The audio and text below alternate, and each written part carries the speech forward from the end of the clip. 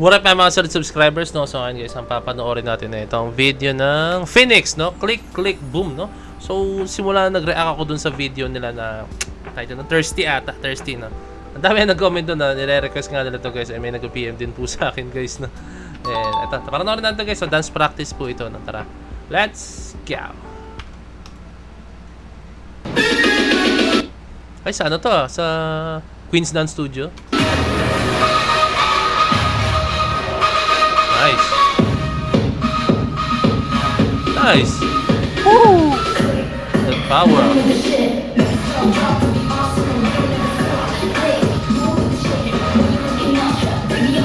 Hey.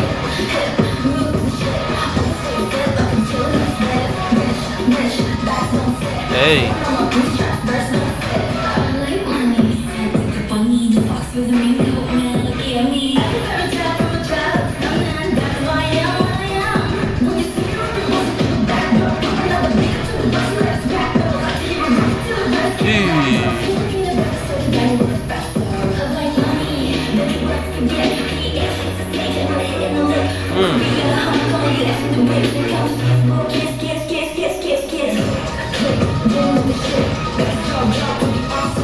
Nice, yung transition nila guys, no, napaka-solid, no. Galaw sila ng galaw guys talaga, as in, no. Yun napansin ko dito, no. Hindi sila nag-stay sa isang lugar, as in galaw sila ng galaw, no. Pero idagdag mo dun guys yung mga hits nila, no. Kita-kita ko yung mga hits, boom, boom.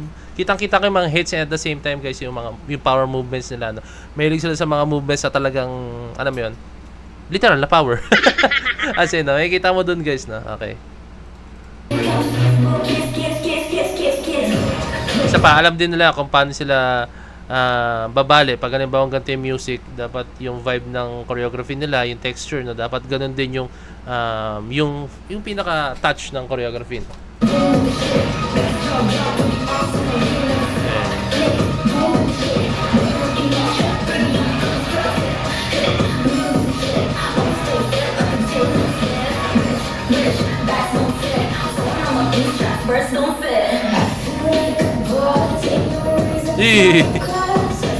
Parang galit na galit to, tinanggal yung kamay, tayo nyo.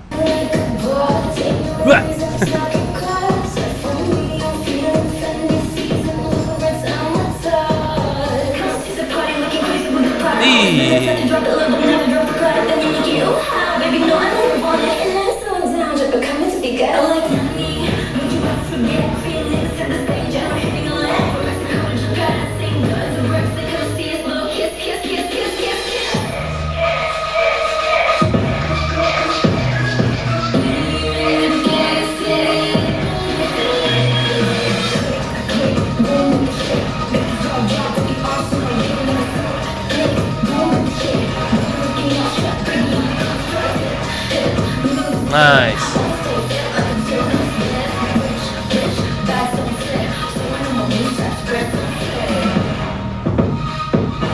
Ayun na, yung mga hits nila, kitang-kita.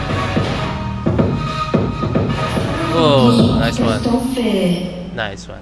Galing dito. So, yun, ang isa sa mga pinaka-importante kasi guys, for me, pag kayo gumagawa ng isang choreography, pag kayo sumasayaw, no, kailangan kita yung, kahit yung mga small details ng choreography, no. So, yun, nakita ko dun yung mga hits, no. Kasi, tandaan nyo yung mga hits na yan, pag sa personal, makikita mo siya, no. Pero pag sa video kasi, may times na hindi mo siya halos makikita, no. Pero for me, so, nakita ko dito yung hits nila, no. So, I think, nabitaw nila na maayos, kung ba na-justify nila na maayos. Ibig sabihin talagang, yung hits nila is na master po talaga nila, no. And yung detalye ng movements nila, andun naman siya, guys, andun naman. Nabulol ako, very sorry. Nabulol tayo, let's go. Dahan-dahan lang sa pagsasalita. yung detalye ng choreography nila, guys, nandun na po siya, no. And okay, andun na siya, no.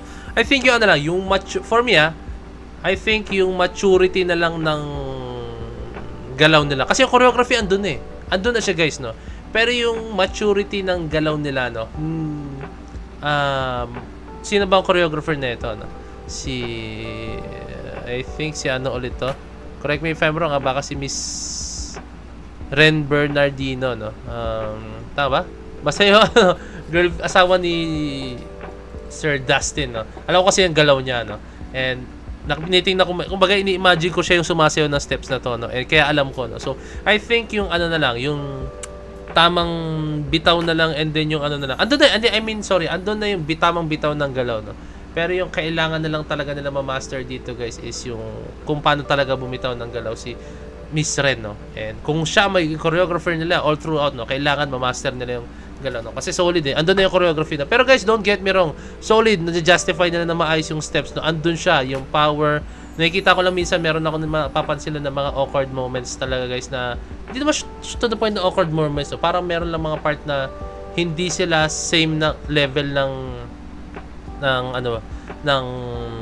like kunyari sa expressions, like hindi sila equal na. Pero andun na siya, yung choreography andun na siya, no? So I think ma-master nila yun, no? So ano ba naman, guys, sobrang bago pa lang silang sobrang bago pa lang silang P-pop group, no? So I'm very sure, guys, mas lalong mahon pa na ano. And doon pa nga lang, guys, di ba sa Thirsty, no? Sobrang na-comment ko sila ron kasi napaka-solid nila ron talaga nun, guys, as in, iba lang talaga yung bitawan, I think, netong click boom dun sa Thirsty, no? Pero so far so good, guys.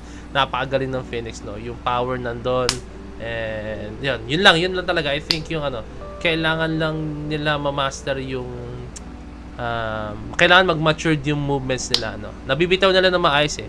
Yung yung maturity na lang talaga ng pagbitaw ng steps, no? Like kunyari ito tamang level, kunyari yung pati kasi may kita rin, guys, yung tamang posture eh, di ba? Kailangan kasi hindi siya awkward tingnan, no? Pero hindi naman siya, ulitin ko, guys, hindi siya awkward tingnan sa kanila, no? Napapansin ko lang naman, sobrang unti lang, no? Kasi ako, guys, kino-compare ko lang siya sa kung paano gumalaw yung choreographer, no? Okay? So, hindi ko alam kung siya ang choreographer nito, pero i-check natin. Okay? Tingnan ko na para sure. So, tama nga, si Miss Renalie Bernardino nga, no? Diba? Siya nga ang choreographer nito, no? So, kinompare ko yung galaw niya sa galaw nila, no? So, okay, guys, si Miss Renalie naman, yan eh, veterans na yan pagdating sa pagsayaw, guys, eh, no? Veterans na po talaga yan, no? So kinompare ko lang naman, no? So ayun lang, I think yun lang, kailangan nilang ma-master yung kung paano gumalaw si Miss Renalie, no? Okay? And then yan, yung maturity of movements na lang, no? Okay, kaya niyan, promise, maniwala kayo sa akin, no? Ang ganda ng umpisa niyo eh, na-master niyo na eh. Kumbaga yung tamang bitaw nandun na siya eh. Yun na lang, yung tamang posture na lang talaga. And hindi tamang posture yung tamang term eh, naguluhan na tuloy ako sa sarili ko. Basta yung maturity ng steps na lang talaga. Kailangan makuha nyo yun. Okay? So, yun lang, guys. So, yun lang. Maraming salamat, no? Kindly leave a like, subscribe, and kindly ring na notification bell para alam nyo po pag ako yung release ng bagong video, no? So, this is Point signing out. Peace. Let's see.